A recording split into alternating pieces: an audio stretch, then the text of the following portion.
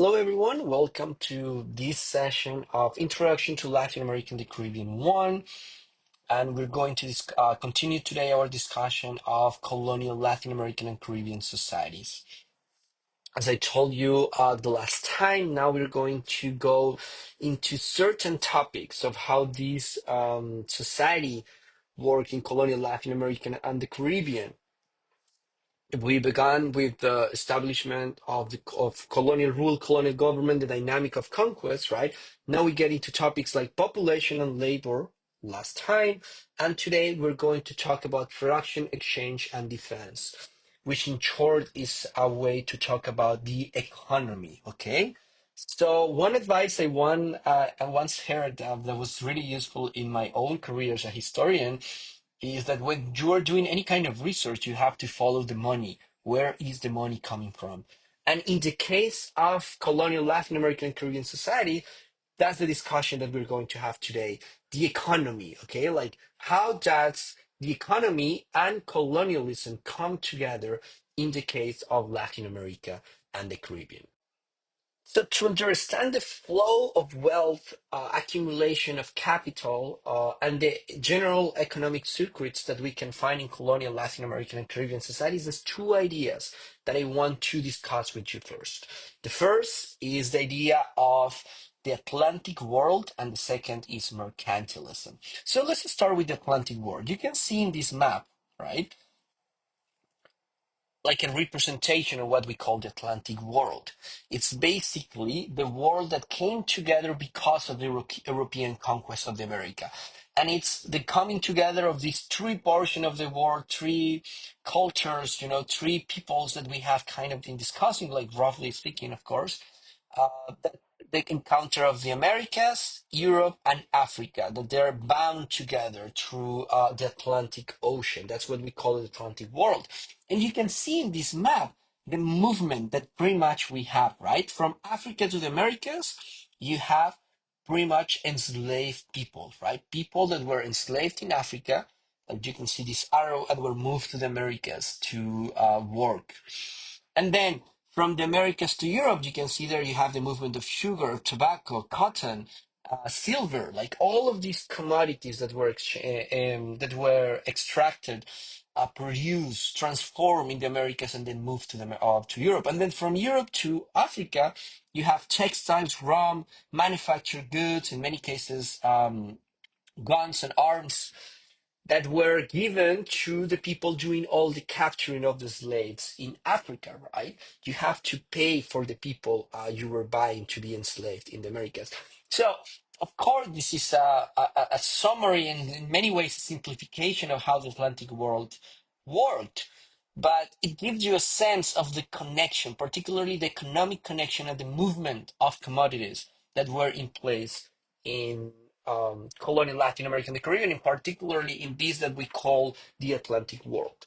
And then in the context of that, we have the idea of mercantilism. And I started the discussion by talking about mercantilism because that is the political economic idea that were behind most of the economic thought in this period, particularly in European countries. And mercantilism has a very simple principle that is going to have such a huge influence in colonial Latin American and Caribbean societies. And it's the idea that the production of the colonies and the markets of the colonies, in the case of the American colonies, are intended to the benefit solely of the metropolis. That means we have this Atlantic world, but the idea of mercantilism, right, is that everything has to work in the benefit of Europe, right? The extraction of resources in the Americas, the enslavement of people in Africa, and then their transportation to the Americas. All of these have to work for the benefit of the metropolis. That means for the benefit of the colonial empire. And like if you think through this, you realize how Europe became like such a powerful region of the world. It was thanks to colonialism. It was thanks to all the resources, the wealth, the lives that were extracted, transformed, destroyed, transported to Europe during these 300 plus years of colonial rule in Latin America and the Caribbean. So. Now let's see more specifically how this mercantilism worked by just analyzing the most important commodities that were extracted from the Americas and moved to Europe in this period. So, if I were to summarize the most important dynamic of this colonial society when we're talking about the economy, when we're talking about this question that I asked you, like, where is the money coming from? Like, if we try to follow the money, there's two commodities that are going to stand out very prominently in our discussions. And these commodities are silver and sugar, okay? The economic functioning, the economic system in the Americas when we talk about colonial rule, Portuguese and Spanish, particularly Portuguese and Spanish colonial rule, we're talking about extraction and movement of silver and sugar. That's the two most important commodities to understand the colonial economy. Silver mines, I already talked to you about this one, Potosí. You can see the name on the top. This is in present-day Bolivia. Were very soon discovered by the Spaniards, particularly in two places. The first one, Potosí, in 1545. So you can see here representation from the 17th century of the town of Potosí. You see the town right here, and this mountain, right? This mountain still exists, and it has thousands of kilometers of tunnels leading to the mines where all of this silver was extracted. And just 1 year later, in 1546, you have the discovery of the silver mines in Zacatecas. Zacatecas, that's northern Mexico, very close to the border, like the present day border with the United States. And from these two places, the Spaniards are going to extract thousands, thousands of tons of silver throughout the colonial period. And in many ways, the extraction of silver is going to structure and organize the colonial economy in Latin America and the Caribbean, particularly in Spanish Latin America. And how does this work, particularly in these mines? Of course, the Spanish own and supervise the silver mine. The Spanish move the mines, right? The merchants. We're going to see that in a couple of sessions when we talk about the social classes, the importance of the merchants to move all of these commodities, including silver, from the Americas all the way to Spain.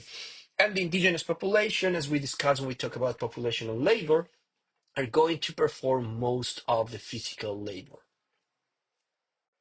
If silver was the most important commodity in the case of the Spanish Empire, when we talk about the Portuguese Empire, the focus is prominently going to be on sugar and sugar plantation. Sugar in Brazil was for the Portuguese, what silver in Mexico and Peru was for the Spaniards. At the beginning of the sugar economy, right, in the 16th century, most of the labor was produced was what most of the labor was provided in sugar plantations by enslaved indigenous peoples. But then, because of demographic collapse, because of flight, because of warfare, and so on and so forth, when we discuss population and labor, the population of indigenous peoples is going down. They're going to be replaced by enslaved Africans who perform most tasks associated with the production of sugar. Okay, the calculation that historians have done is that um, for every African that was enslaved in the Americas, 1 ton of sugar made it back to Europe. That's roughly 12 million people, 12 million tons of sugar. And sugar had a huge, huge market, as of course silver had in Europe. So again, two main commodities, sugar and silver. Silver was very important for the Spanish, sugar was very important for the Portuguese. So you have sugar and silver, but sugar and silver just in the Americas is not going to produce any wealth for the Europeans. They have to move it, right? They have to move it across the Atlantic Ocean so that they make it with all of these commodities in Spain. So it's mostly to trade, right, and taxation that the American wealth, mostly in the form of commodities like sugar and silver, is going to be transferred to the European colonial empires. Like well produced in Spanish America, well produced in Portuguese America or Brazil, is going to promote the growth of European industries, right? There are many studies, for instance, that connect the extraction of natural resources from the colonies in the Americas to the Industrial Revolution in Europe, particularly in countries like England, France, England and France, right?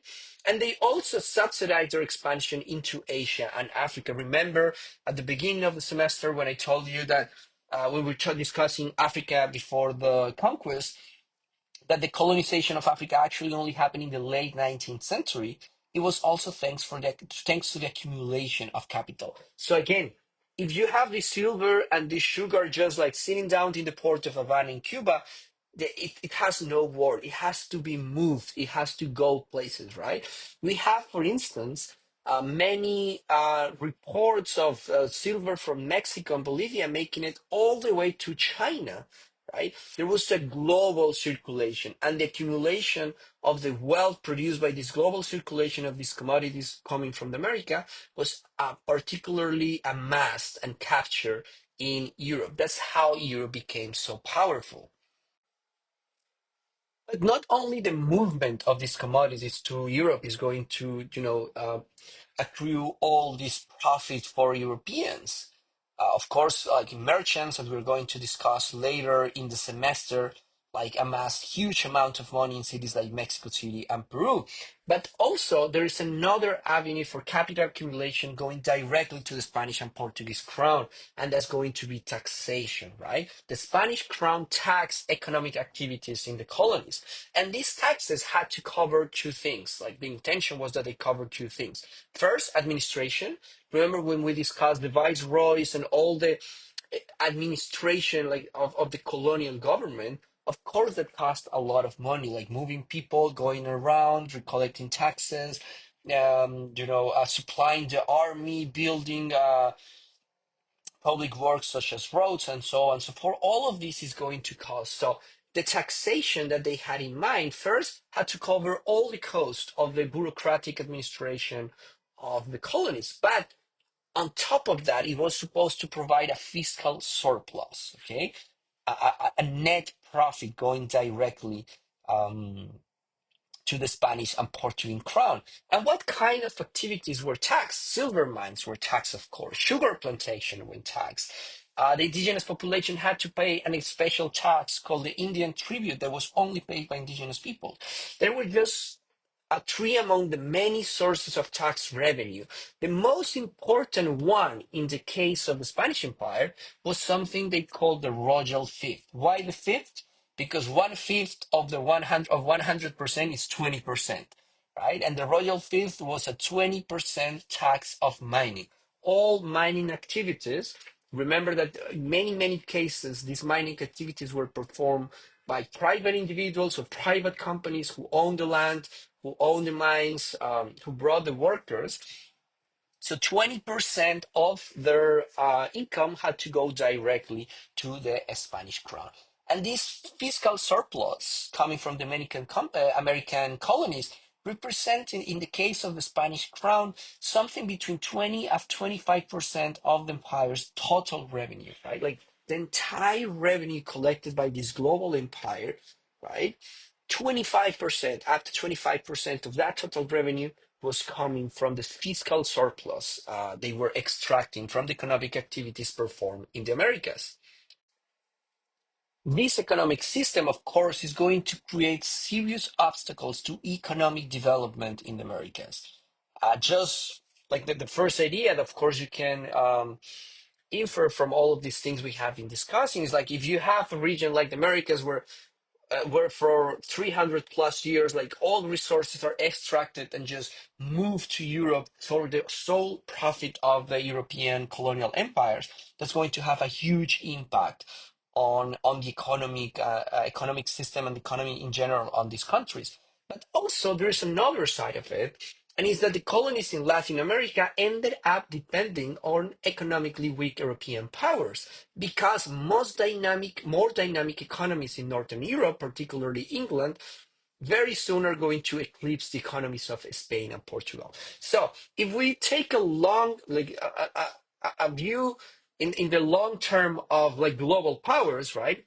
Since the conquest of Americas, our most important global power, all the way to the beginning of the 18th century, is going to be Spain, right? Spain is the most important global power, just as the US is today, right? Spain is the most important global power, mostly because of all the wealth they're extracting from the Americas.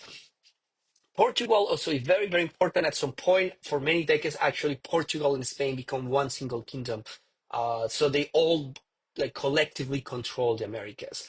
But this is mostly what we call merchant capitalism. That means they're just taking these commodities from the Americas and moving them to Europe to then commercialize them in the world.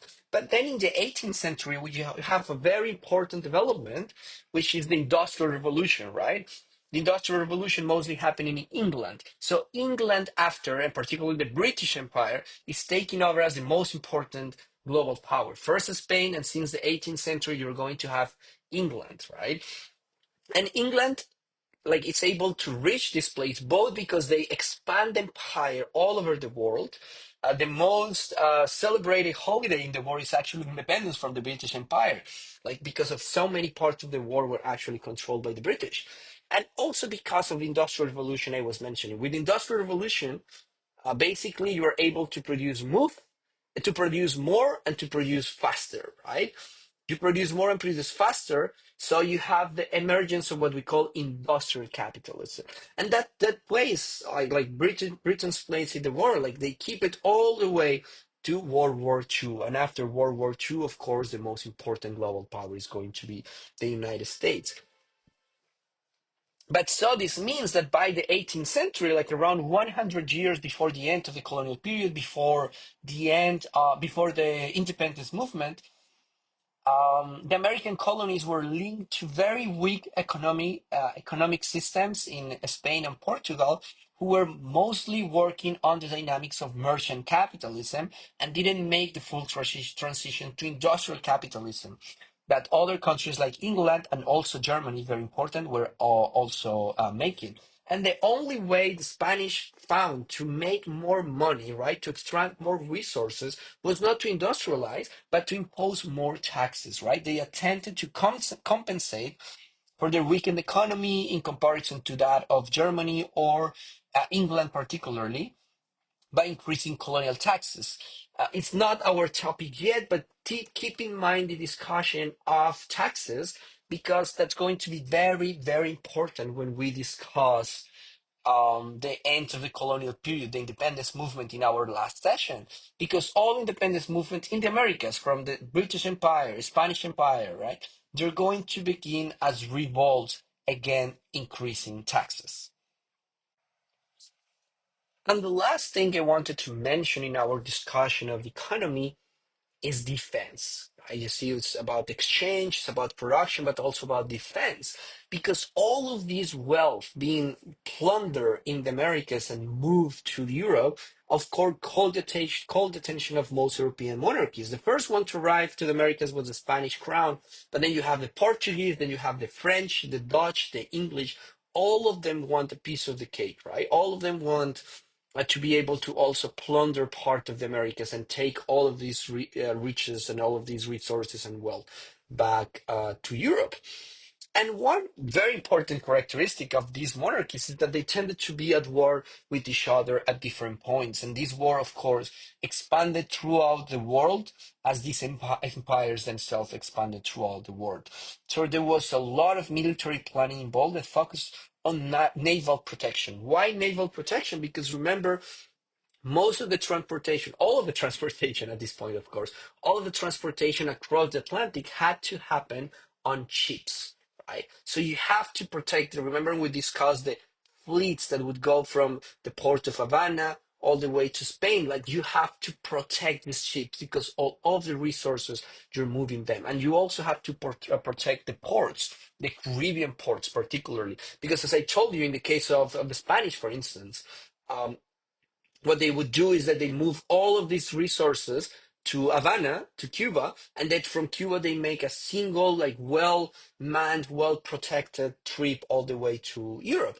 So if you go to any capital in a Caribbean country, you go to Havana, if you go to San Juan, if you go to Santo Domingo, if you go to Cartagena, like all of these Caribbean ports that were important since the colonial period, all of them have very much like very well protected castles and walls around the ports, and that comes from the need to protect these Caribbean ports because of all the wealth that was being moved during this period.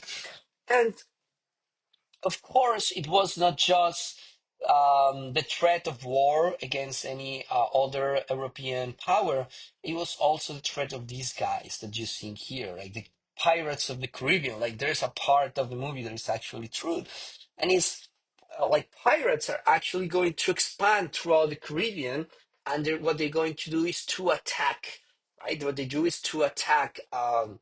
The ships that are moving all of these resources from the Americas all the way to Spain. In many cases, like they were not even able to take it to capture the ships, they would just sunk. Like a couple of years ago, maybe 10 years ago, like there was like a very astonishing finding in the Colombian Caribbean. They found this ship that was sunk like many years ago. Um, and it was filled with golden coins, silver coins, and there was this huge discussion like who this belongs to. Is it Colombian? The Spanish crown, like even in the 21st century, would say like, no, this is ours, right? Because back then it was parts of Spain. But just to give you a sense of the heavy threat that pirates at some point came to signify to bring to the movement of all this wealth. So that's what we wanted to discuss today. Like, what was like where the money was coming from, how it was being transferred to Europe, and how this transfer was defended. And now we're going to move to other discussions on the social classes, cultural milieu, education, women and gender, and so others.